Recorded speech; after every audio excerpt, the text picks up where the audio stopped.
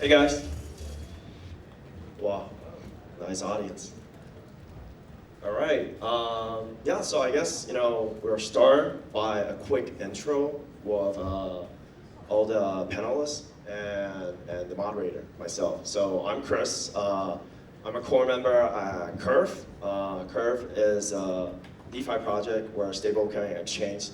Now we're expanding, way beyond that, and I also run a crypto YouTube channel called Mr. Block 区块先生, where I do daily tutorial video about DeFi for the past 6 years. So I've talked about many of these projects, made videos about Sunny's project, Quest, and I've done video about Soko. I'm about to do a video about Mai's project as well.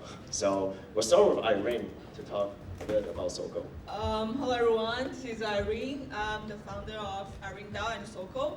So Soko is basically a decentralized Web3 platform that helps the creators and the brands to launch their own NFT at a click of a button. So I got into crypto late 2020, and after that I discovered NFT because I have been a creator for the past few years. I have about like 500 million followers across different social media platforms. But before I got into crypto, there's actually no way for me to directly monetize all my fans, and I have to rely heavily on advertisement. And you see all this ridiculous advertisement on my social media. Like I have to post very sexy photos with like water purifier, with gaming chair, with bear shampoo. So after I discovered NFT, I realized how NFT can actually revolutionize the way that fans and creators interact with themselves.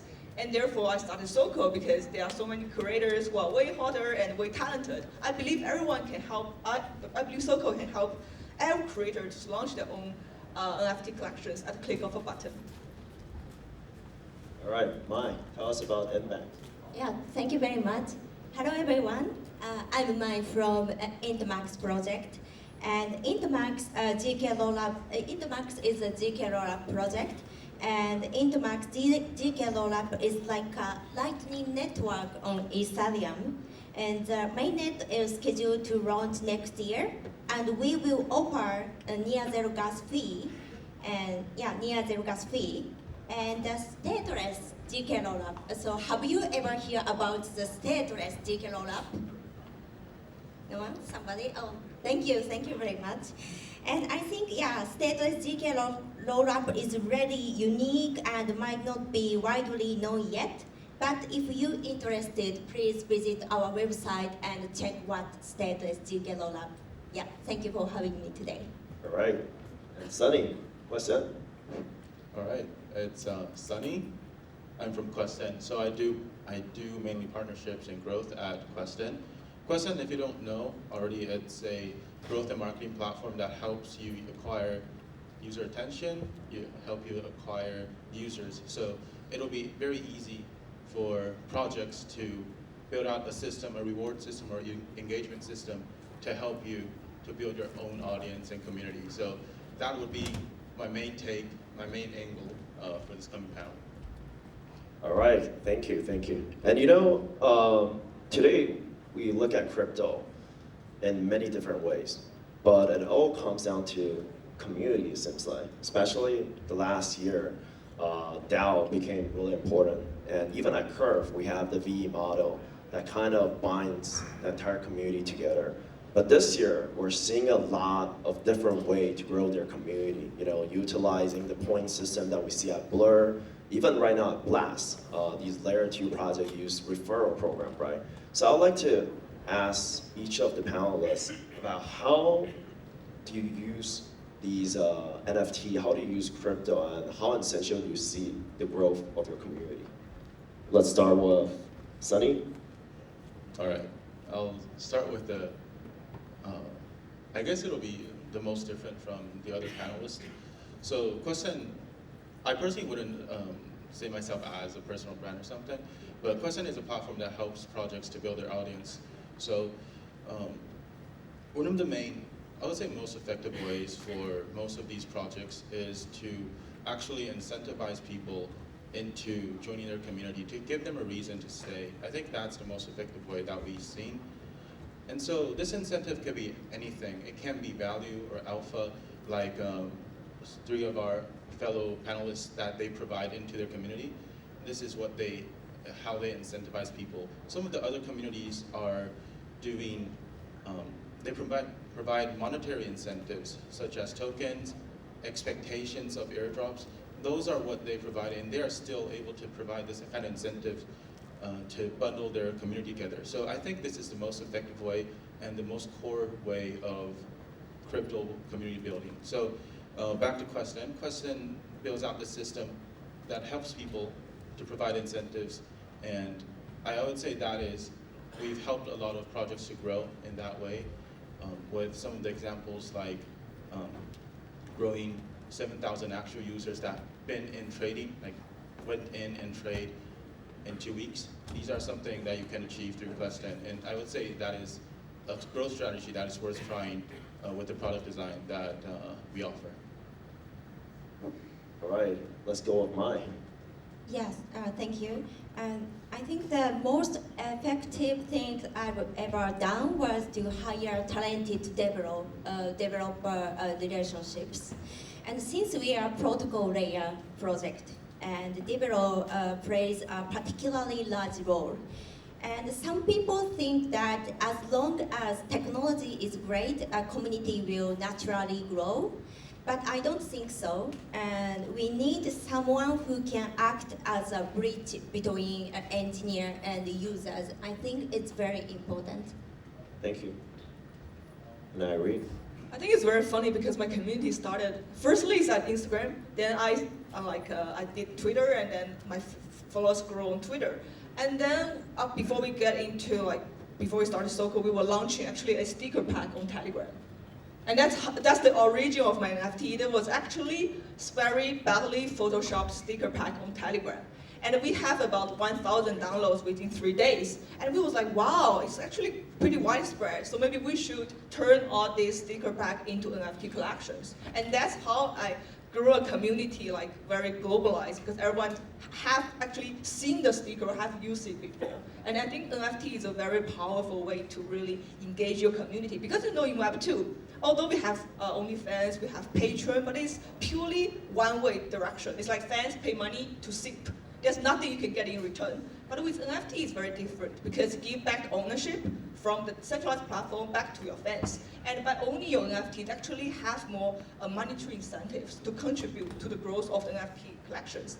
And by doing so, when everyone can contribute, and when everyone is there to spread the words to other people, that's how your community can grow at a faster pace, and everyone can reap the benefits together. Got it. Thank you. Thank you. And on the next question, when we look at community, right, in many ways it's kind of like token price. It can be really hype up, and then all of a sudden it goes down. Community is like, in many ways that you kind of have to keep feeding them, right? And then you can't really overdose them.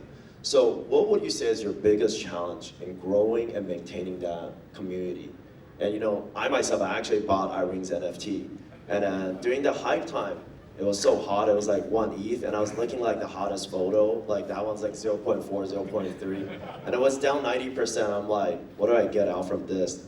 And finally I meet her in person. Can I use that to exchange anything? That's the real life utilities. So yeah, how do you hook me back in? It's down now. I'm gonna think about it. Can you guys answer the question? All right, I'm gonna sell it. We go, Sunny, you want to go for this one? I probably shouldn't go for this one. I also have curve coins that's down like 20%. So That's better than 90%.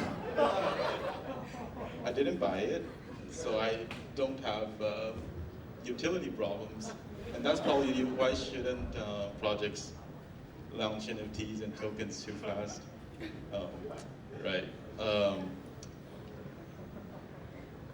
I'm kind of It is a tough panel. I'm kind of too stunned right now to speak anything. I feel like I'm gonna get killed by someone. Well, I do think, let me help you with the question, because when I first met Quest, they were still called Quest 3, and that was during the hype of, these social challenges, right? Galaxy, Zilly, I mean, many people here that have tried to, Lu Kongtou, try to get airdrops. They go through these quests. And I feel like quests actually have one of the stickiest in terms of maintaining those community, right? Because you constantly give out different challenges, follow Twitter or do this and that, and that actually help projects like SoCo or NMAC or even at Curve, to maintain the community. Because sometimes maintaining community is not only about buy the NFT and then you gotta forever love the person, like what's happening here, but you actually have to give quests, right? Maybe tweet about it, write about it, constantly feed information. That's kind of what QuestN is doing. Yeah, I think it is a very competitive track, I would say. There is a lot of different projects fighting for your attention, and that definitely comes with a lot of challenges. And also, when this industry is so tied to money, there's definitely a lot of challenges with if this user is a real one, or if this project is actually able to provide what they promised, that kind of stuff. There's a lot of challenges on both the demand and supply side.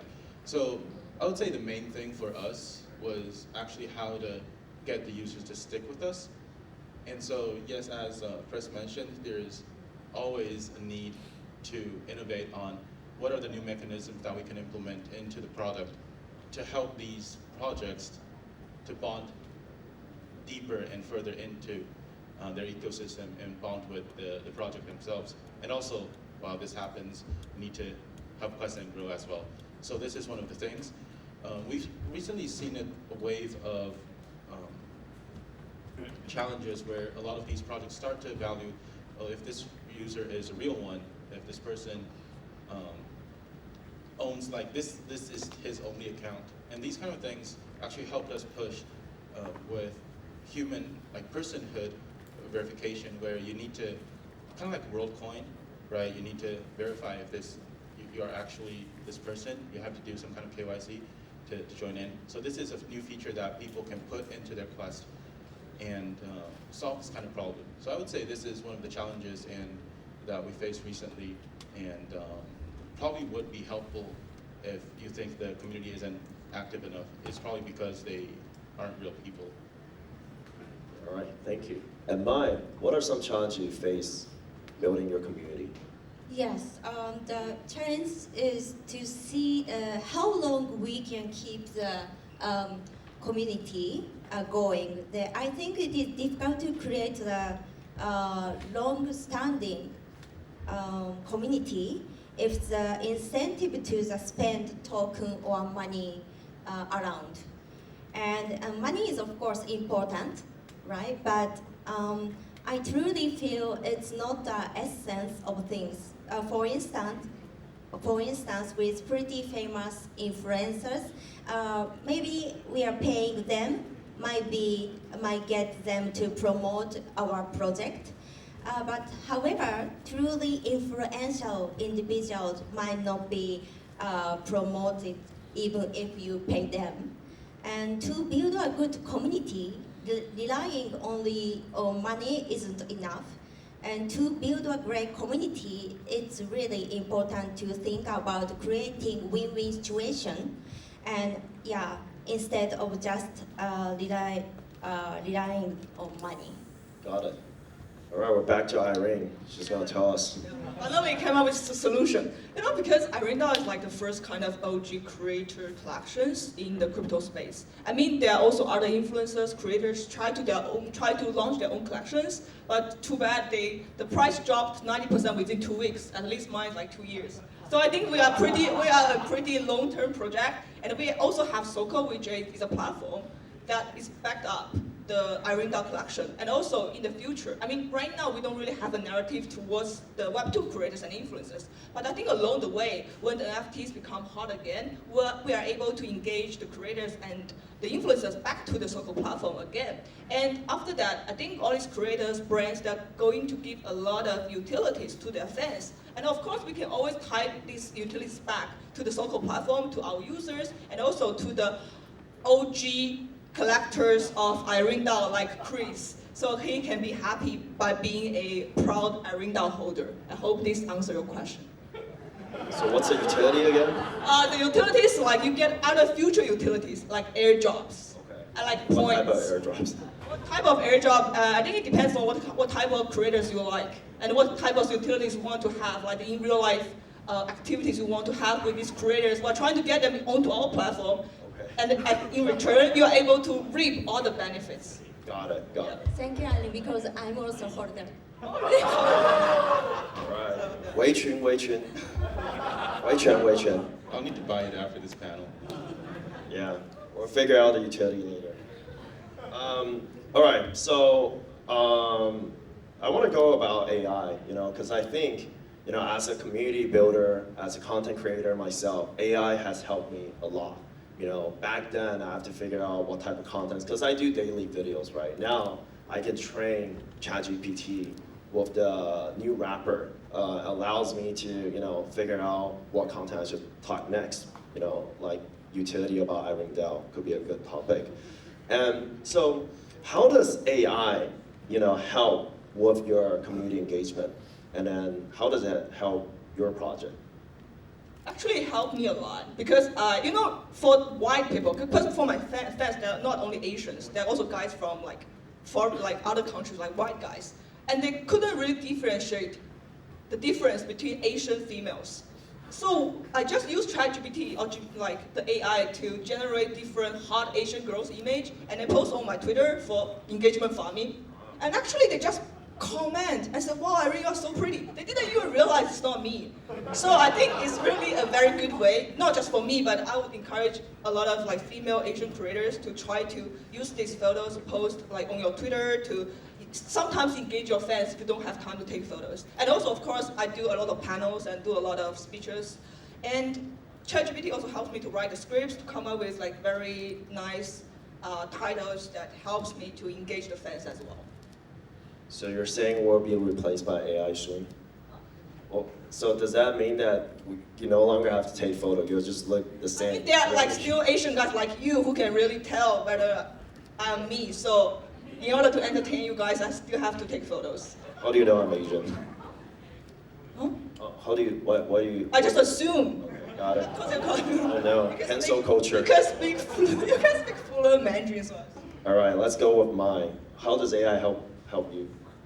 Yeah, so I'm using the only basic, very not special AIs like ChatGPT or Otta AI, because our team is now growing very fast and we are total 22 members in global, and I'm not native speaker and sometimes it's very difficult to explain about the detail, but of course AI helps me a lot.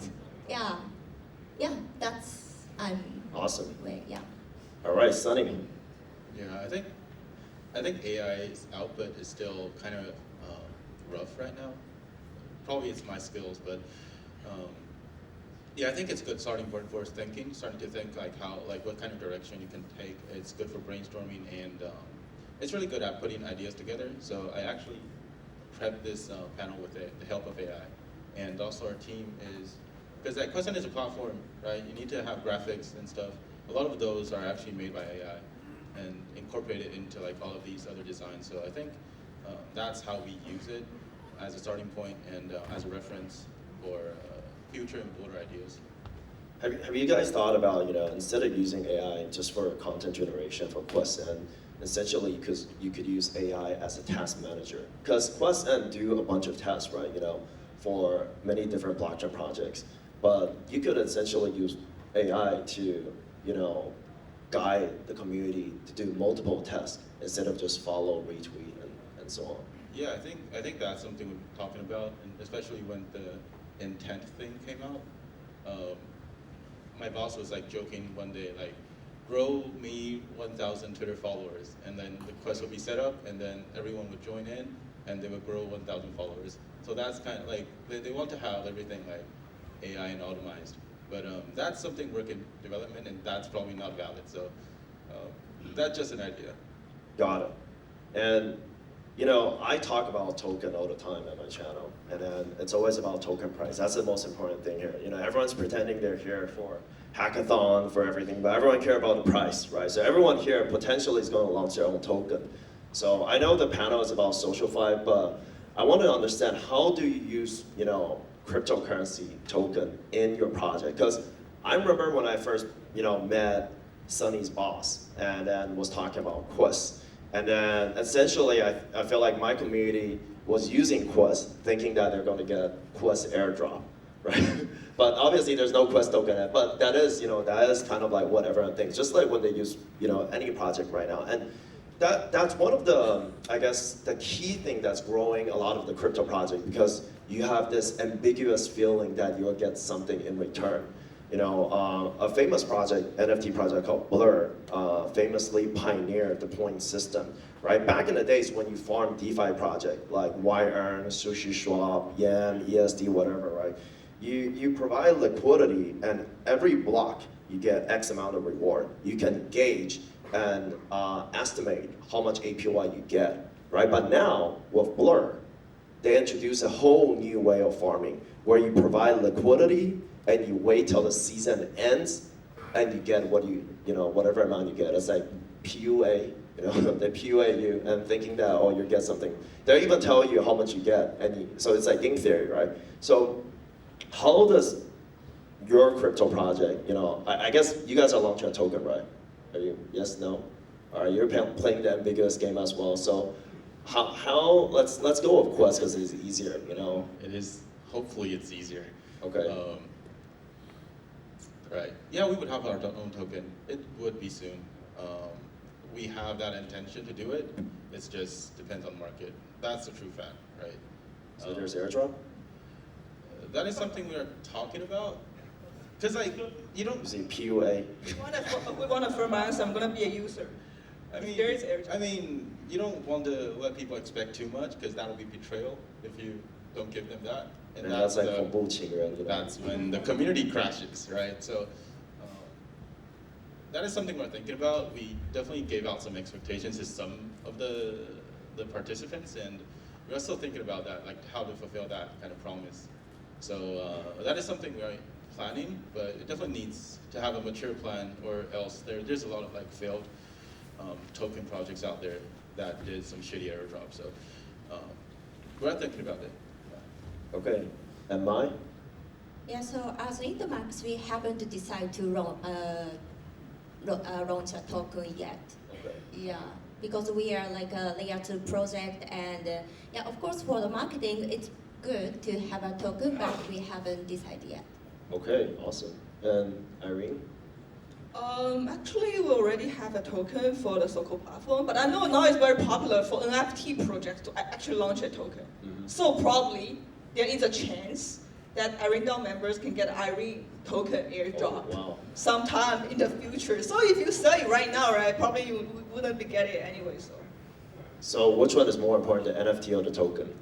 I think, of course, the NFT is more important, but token is just like as an incentive, right? So the token holders have more incentives to actually stake it, or to maintain it, or to spread it to other people. For governance, if you stake it. No, it's not really. It's like point system. Oh, if you stake more NFTs, you get more points. So you stake and then you can more. redeem the points. So the governing part is that like you stake more, and we can tell you what to do. You can, but I can decide if I want to.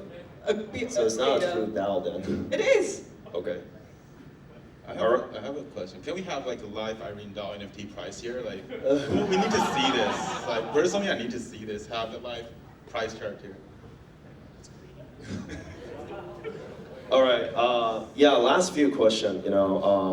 Future trends, right? I guess SocialFi has changed a lot, and then I think we joke about a lot of these things in today's panel, but I think one important aspect here is token. ERC 721 is also a token. ERC 20 is also a token. If Irene never launched it, I would never buy it, right? So I think that's a connection there. It doesn't matter if it needs utility or not. It's like that connection that empowers the creator to create and empowers the creator to do something. It doesn't necessarily have to have that, I guess, soul-bound utility, right? Just like when we use Quest N, it doesn't necessarily mean that if you use it, you have to, get something. But again, I guess that's also the main, I guess, issue and elephant in the room with token project nowadays is that user, when they use it, they're expecting some types of return. And that's one of the main issue with 99% of the project out there is that people want monetary return. You know, they want something. If they don't get it, it's bad. It's rug pull. It's soft rug. So I know that's a curveball. I don't have that question on the list. But what do you guys see, you know, as a future trend of SocialFi? Like, do you think that it's always have to connect with a token? Does it always have to connect with NFT? Or can you create a social, you know, Fi means DeFi. Can you create something that without a token or an NFT? Like, let's start with Irene maybe, because she has an NFT. Yeah, I was thinking about this, right? Because we've been talking to a lot of creators, and they was like, oh, I want to launch a token, but what if my token price drop? And then my fans get angry. Yeah. And they would associate my value to the value of my tokens, and not actually like what songs or like what performances I contribute to the fans. So I think this is like this contradicting factor, because people are either driven by the token, or they are like get angry because the price drop a lot. So I think it's really something for the creators to think about. And there's also a lot of K-pop fans. They are super angry once the K-pop star decided to launch an NFT collection, because they think it's just cash grab. So I think there's still a long way for us to really educate the fans and also the creators, like what's really the value of an NFT. Because for me, it's not really, I mean, of course there's monetary value within an NFT itself, but it also shows that you are true or an early supporter of the creators. Because if you say, okay, you've been following me for 3 years, I was like, wow. But if you say you are like an OG collector of my NFT collection, I will be really appreciated. And this shows like you are really a true fan. I think it also revolutionized the meaning of like the relationship between fans and the creators. Do you think like, you know how like Mr. Beast, everyone knows Mr. Beast, right? They're like 100 mil subscriber now.